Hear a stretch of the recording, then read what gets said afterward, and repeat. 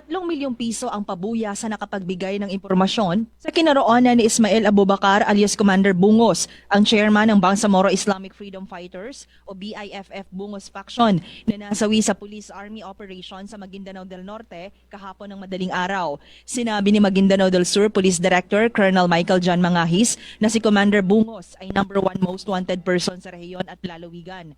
Bitbit ng PNP ang kanyang arrest warrants nang pasukin ang kanyang hideout sa sitio Tambak, Barangay Calzada, Sultan Kudarat, Maguindanao del Norte. Si Abubakar ay kabilang sa Department of National Defense o DILG Joint Order of Rewards para sa mga lokal na grupong terorista at may nakalaang 3 million pesos na pabuya para sa sinumang makapagbibigay ng impormasyon na hahantong sa kanyang pagkakaaresto. Kasama din siya sa listahan ng mga hinihinalang terorista sa Anti-Terrorism Council Resolution No. 16. Bukod sa pagiging most wanted person, si Abubakar ay may mga warrant of arrest para sa mga kasong murder, frustrated murder, attempted murder, qualified direct assault at destructive arson na inilabas ng iba't ibang regional trial court sa Maguindanao.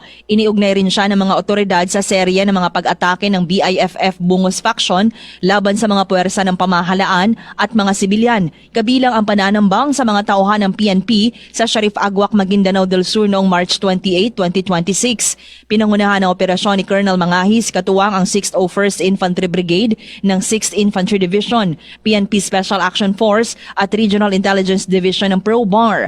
Ayon sa mga otoridad, ang pagkakapatay kay Abubakar ay bahagi ng pinaigting na kampanya ng pamahalaan laban sa mga lokal na teroristang grupo para mapanatili ang kapayapaan at seguridad sa Bangsamoro. Drema Kitayan, Bravo, NDBC, Bida, Balita.